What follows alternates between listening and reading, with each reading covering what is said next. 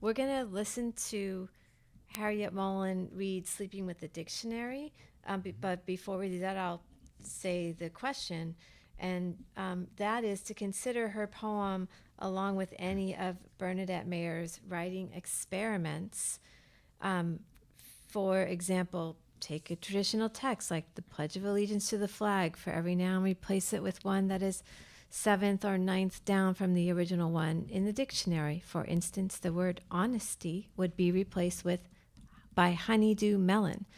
Investigate what happens. Different dictionaries will produce different results. Harriet Mullen said, the dictionary is fun and exciting and stimulating and sexy, or puts you to sleep. So the prompt is really say anything you want about reading in bed or the relation between the generative space opened by Mayer's experiments and Mullen's sleeping with the dictionary. Wow, so that's a great combo question. So I'm going to play one of the performances by Harriet of Sleeping with the Dictionary on a radio program that Leonard Schwartz hosts, and which is from Penn Sound. All right, here it is. I beg to dicker with my silver-tongued companion, whose lips are ready to read my shining gloss. A versatile partner, conversant and well-versed in the verbal art, the dictionary is not averse to the solitary habits of the curiously wide-awake reader. In the dark night's insomnia, the book is a stimulating sedative, awakening my tired imagination to the hypnagogic trance of language. Retiring to the canopy of the bedroom, turning on the bedside light, taking the big dictionary to bed, clutching the unabridged bulk, heavy with the weight of all the meanings between these covers, smoothing the thin sheets, thick with accented syllables, all are exercises in the conscious regimen of dreamers who toss words on their tongues while turning illuminated pages. To go through all these motions and procedures, groping in the dark for an alluring word, is the poet's nocturnal mission. Aroused by myriad possibilities, we try out the most perverse positions in the practice of our nightly act, the penetration of the denotative body of the work. Any exit from the logic of language might be an entry in a symptomatic dictionary. The alphabetical order of this ample block of knowledge might render a dense lexicon of lucid hallucinations. Beside the bed, a pad lies open to record the meandering of migratory words. In the rapid eye movement of the poet's night vision, this dictum can be decoded like the secret acrostic of a lover's name. You've been listening to... Wow. Okay. So good. So we're going to go around. It's a whip around. I mean, lightning round is an understatement. Whip around. Okay. So Sophia is first, followed by Kate. Sophia? Okay. Well, I feel like this poem, Sleeping with the Dictionary, can kind of be like reverse engineered to fit so many of Bernadette Mayer's prompts. I wrote a few down. Transform prose into a poetic form. She took the dictionary and transformed it through wordplay and pleasure. Compose an index. I think she did that as well. She another prompt is in a poem, list what you know, and I think that poem does this as well. I think it fits so many of these prompts because so many of these prompts were meant to get you to play and enjoy language in a way that isn't strict or attuned to definition. So Brilliant. So great. Kate, followed by JS. I'm thinking that by removing words from their conventional syntactic order, you can kind of perform witchy invocations that get at their secret origins and historical, patriarchal meanings and beginnings. Love it. Thank you. So we're going to turn to JS, followed by Laura Lippman. You're shaking your head, Laura. You can pass if you want, but okay.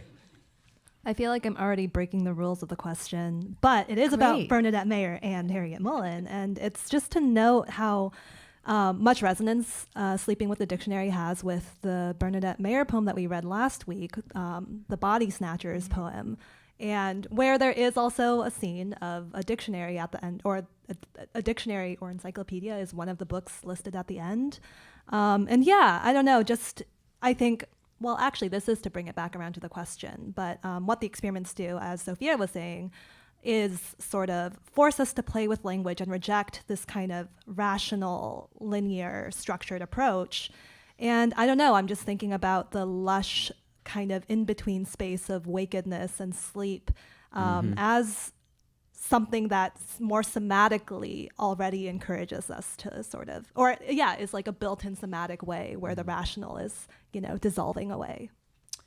All of these comments have been fantastic, Lainey. What a great question.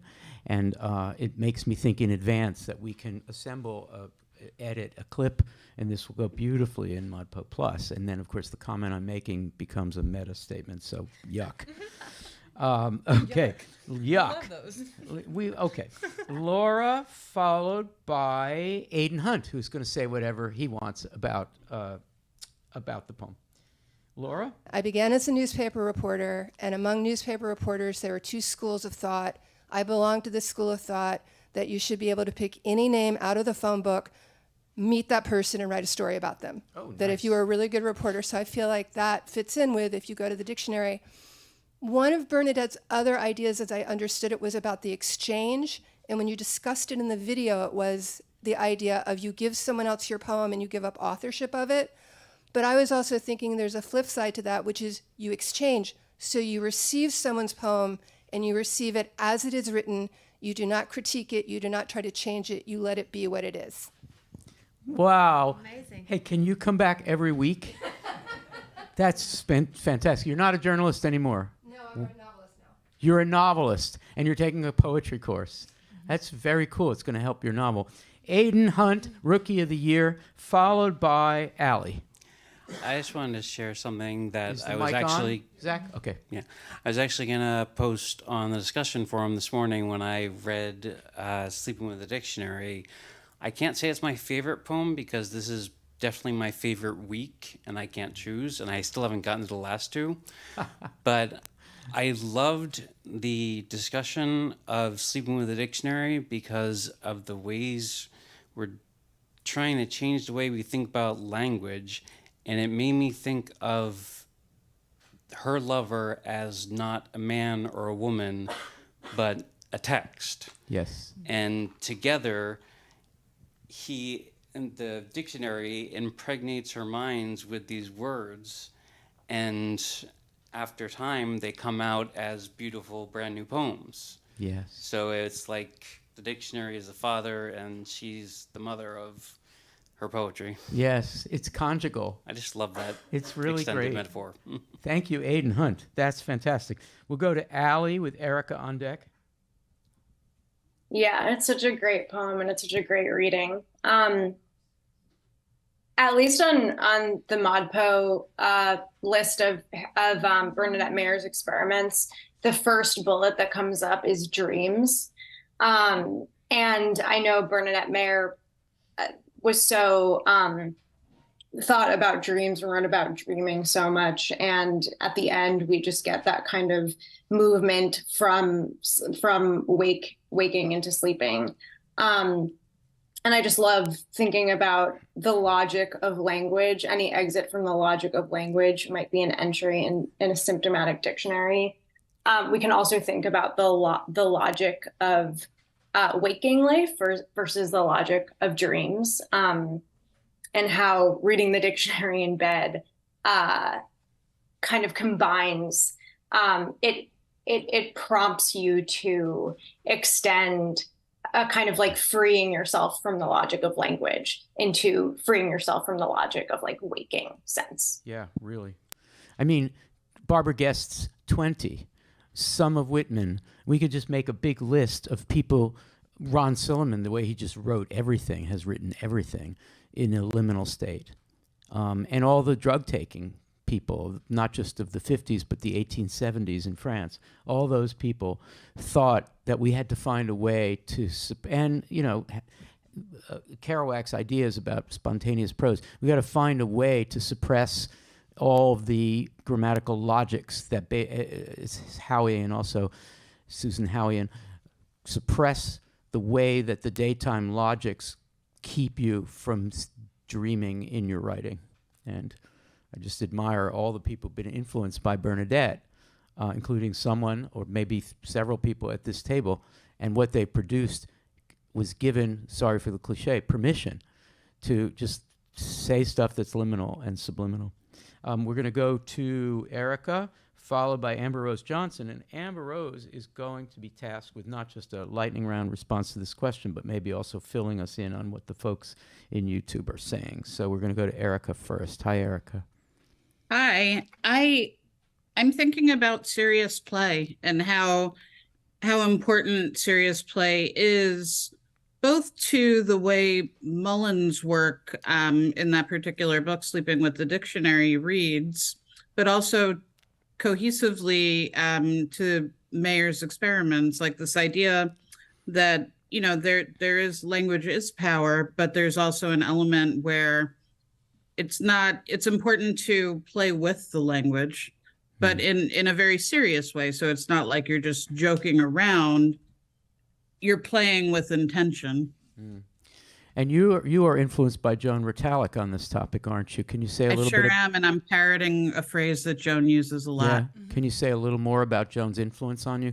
Joan is, of course, a Week 9 poet, just to warm everybody up to that. Wow, that might be hard to do quickly, but I will do my best. So Joan, who I'm excited that we'll be able to talk more about next week, and I'll probably focus my office hours next week on her.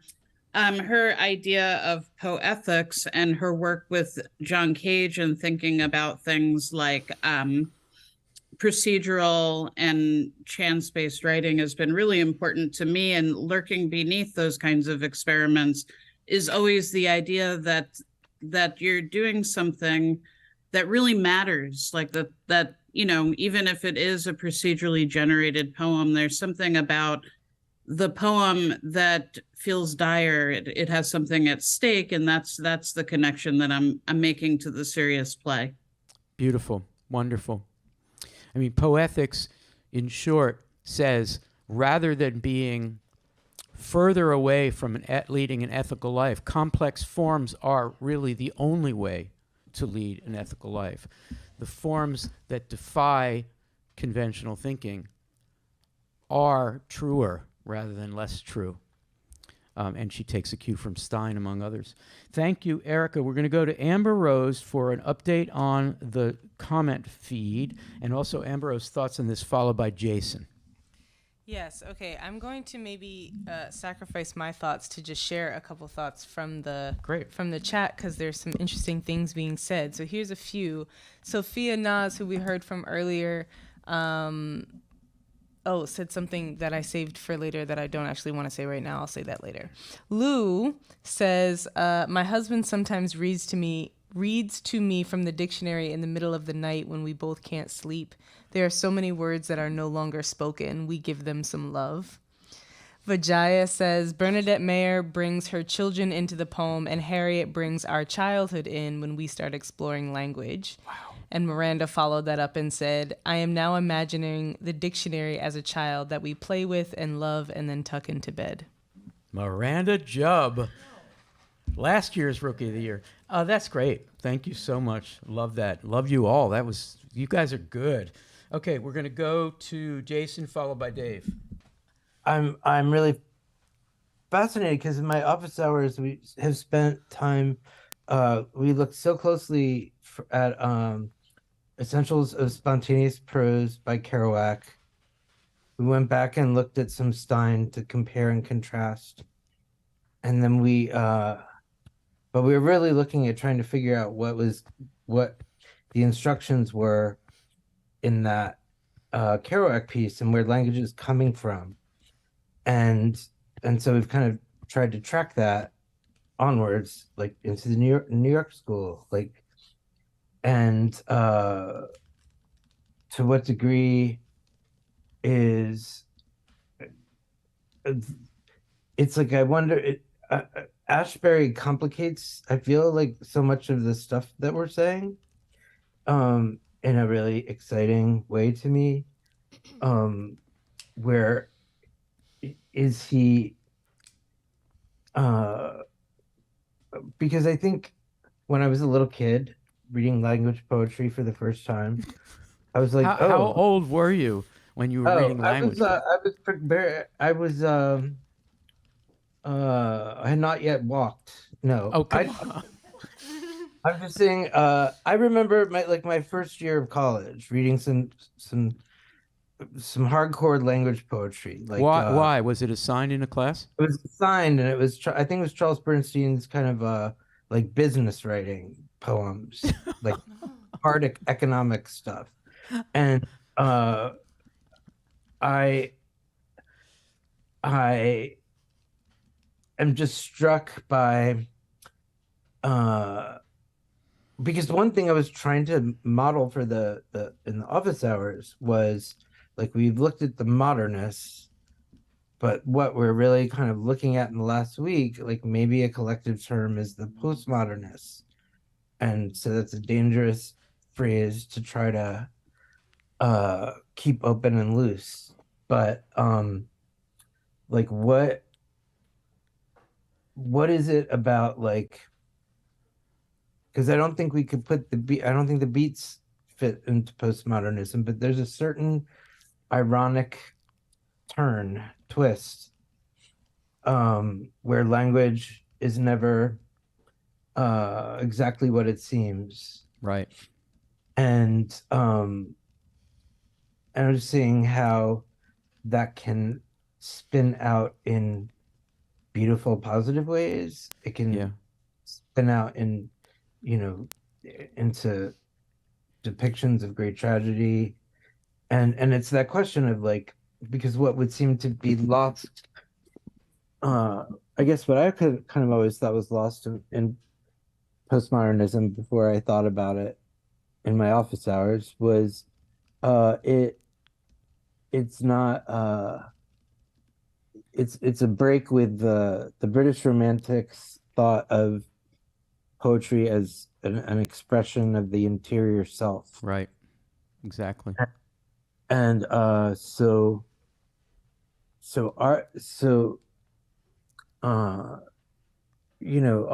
of the poetry that we're looking at is none of it is really some sort of pure expression, like an attempt to use language in a genuine, like,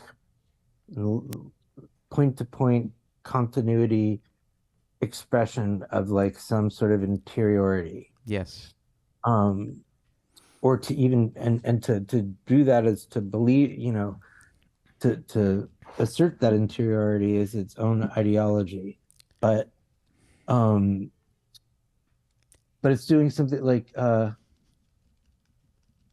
this is so there are so many fun things. Yeah, I want to turn to Dave, but I really like what you've done there in associating the whole issue of anti-interiority or the rejection of the romantic idea, connecting that to the whole problem of non-denotative, not marching along order. And that's an important connection to make, and it's a very difficult one.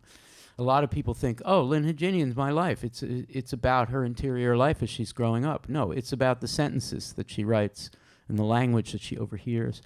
That was great. Thank you. Dave Poplar, followed by Lainey Brown. So Martin Porter wrote a comment in the discussion forum for this webcast. Part of it says, we seem to look at groups' manifestos, Whitmanian versus Dickinsonian, even jest, language, Flarf, Oulipo, but are constraints and boundaries that useful to writing creative and experimental poetry and prose? And thinking about that in the context of the question about Mayer's experiments and Mullen's sleeping with the dictionary, I just think about how, these are all writing constraints we're talking about. The dictionary constrains the meaning of words. Writing prompts constrain how we use them. Yeah. And the thing about constraints is when you recognize them, they can actually be kind of freeing because, you think about the expression, think outside the box. But sometimes when you're outside the box, you're just sort of flailing around. When you're inside a box, you have a wall that you could ground yourself and push off of and actually go further, get more speed, do much more innovative things than if you were just sort of flailing around without that. So constraints, I think, in one way can be freeing too. Constraint is freedom. Yeah, I think that's what Bernadette was all about, finding some concept that would guide her as she did her thing. Lainey Brown, that was what we call a generative question, and it's been great. Do you want to summarize brilliantly as you usually do, or summarize plainly? I want to connect. I don't know what I'm saying. I don't know. But here we go. I want to connect something that Aiden said with something that Erica said. So the erotics of language and serious play are really a through line I see from Stein, and in a lot of poets, Hygenian, many ModPo poets, but especially in Bernadette and Harriet's work. It's so erotic, and it's the erotics between humans, and it's the erotics of language itself. So that generative space that she opens up, and the play is also pleasure, and it's also erotic pleasure, which, this poem is fully loaded. Harriet's poem. Fully loaded. Yes. Like the gun. Yes, it's my life had stood a loaded gun in the dictionary in the bed.